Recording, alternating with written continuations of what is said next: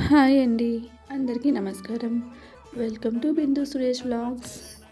నేనైతే 7 శనివారాల వ్రతం అయితే స్టార్ట్ చేశాను.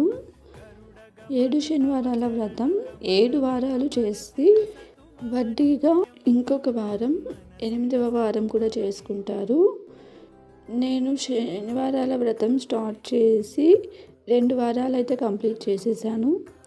ఈరోజు 3వ వారం చేసుకుంటున్నాను.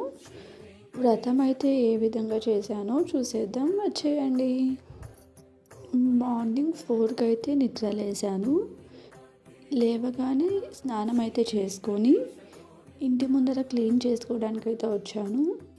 ముందు రోజు నైట్ ఇల్లు మొత్తం శుభ్రం చేసేసుకున్నాను కాబట్టి మార్నింగ్ అయితే కొంచెం పని తగ్గుతుంది. ఇంకా ఇంటి ముందర అయితే క్లీన్ చేసుకొని నీళ్ళు చల్లుకొని బియ్యం పిండితో అయితే ముగ్గు వేసేసుకున్నాను. ముగ్గు వేసుకున్న తర్వాత పూలు ముందు రోజే కుట్టి పెట్టేశాను కాబట్టి అవి తీసుకొచ్చి వాకిలిని అయితే అలంకరించేశాను. తర్వాత గడప పూజ కోసం గడపనైతే పసుపు కుంకాలతో అలంకరించి పూలు పెట్టుకొని గడప పైన అయితే ముగ్గులు వేసుకున్నాను. గడప పూజ చేసుకున్న తర్వాత స్టవ్ దగ్గర నైట్ మొత్తం క్లీన్ చేసేసుకున్నాను కాబట్టి ఇప్పుడు వచ్చి స్టవ్ దగ్గర స్వస్తిక్ గుర్తు వేసుకొని స్టవ్కి అయితే పసుపు కుంకంతో అలంకరించుకొని పూజ అయితే చేసుకున్నాను. ఇంకా మన శనివారాల వ్రతం అయితే స్టార్ట్ చేసేసుకుందాం.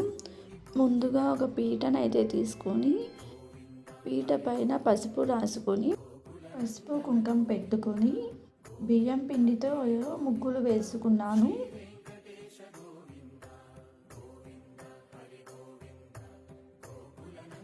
తరువాత పసుపు రంగు క్లాత్ పీట పైన పరుచుకున్నాను. ఈ క్లాత్ ఆల్రెడీ నేను లాస్ట్ వీక్ యూజ్ చేశాను. అది ఉతుక్కొని మళ్ళీ ఇప్పుడు యూజ్ చేస్తున్నాను. స్వామివారి ఫోటో పెట్టుకునే దగ్గర బియ్యం వేసుకున్నాను. వెంకటేశ్వర స్వామి, లక్ష్మీదేవి ఇద్దరు ఉన్న ఫోటో తీసుకున్నాను. ఫోటోనైతే గంధం బొట్టులతో అలంకరించుకున్నాను.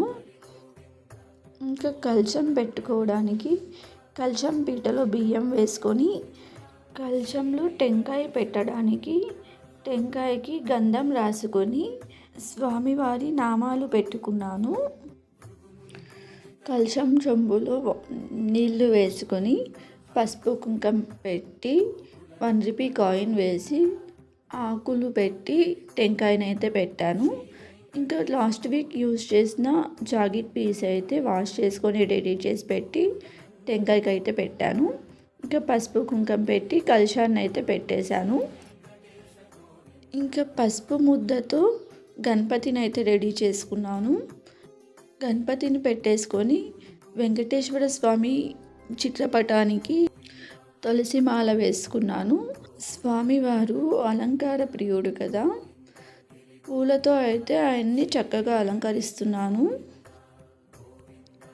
తరువాత బియ్యం పిండితో ప్రమిదలు అయితే చేసి పెట్టుకున్నాను. 7 శనివారాల వ్రతం కాబట్టి 7 ప్రమిదలు రెడీ చేసాను. అవి స్వామివారి ముందు పెట్టుకుంటున్నాను. ఆ ప్రమిదలకు గంధంతో శ్రీవారి నామాలు పెట్టుకుంటున్నాను. గంధము కుంకం 2 కలిపి ప్రమిదలను అలంకరించుకున్నాను. తరువాత స్వామివారి ముందు నైవేద్యం సమర్పించడానికి ఒక క్లాత్ అయితే పరుచుకున్నాను. ఆ క్లాత్ పైన స్వామివారి నైవేద్యం పూలు, పండ్లు, ఆకు, వక్క అవన్నీ పెట్టుకోవడానికి అయితే రెడీ చేసుకున్నాను. స్వామివారికి పానకం, వడపప్పు, నువ్వుల ఉంటలంటే చాలా ఇష్టం కదా, అవైతే నైవేద్యంగా పెట్టాను. తర్వాత బియ్యం పిండితో చేసిన ప్రమిదల్లో దీపాలు పెట్టాను. దీపం పెట్టిన తర్వాత స్వామివారి వ్రతం కథ చదివి గోవిందనామాలు, లక్ష్మీ అష్టోత్తరాలు, పద్మావతి అష్టోత్తరాలు చదువుతూ పూలనైతే సమర్పించాను. తరువాత స్వామివారిని మొక్కుని టెంకాయ కొట్టి స్వామివారికి ధూపం వేసి కర్పూర హారతి అయితే ఇచ్చాను. ఈ విధంగా తెల్లవారి పూజ అయితే కంప్లీట్ చేసుకున్నాను.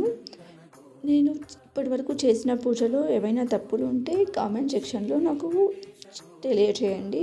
ఆ తప్పు ఇంకొకసారి రిపీట్ కాకుండా చూసుకుంటాను. పూజ కంప్లీట్ అయ్యాక స్వామివారికి భోజనం చేసి నైవేద్యం అయితే పెట్టేశాను.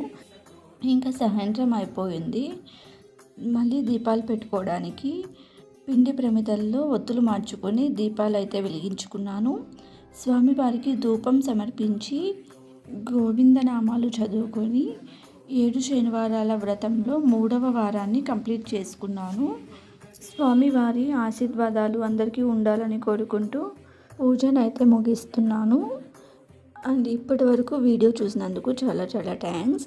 అండ్ ఇలానే సపోర్ట్ చేస్తూ ముందుకు తీసుకెళ్ళాలని కోరుకుంటున్నాను. బాయ్.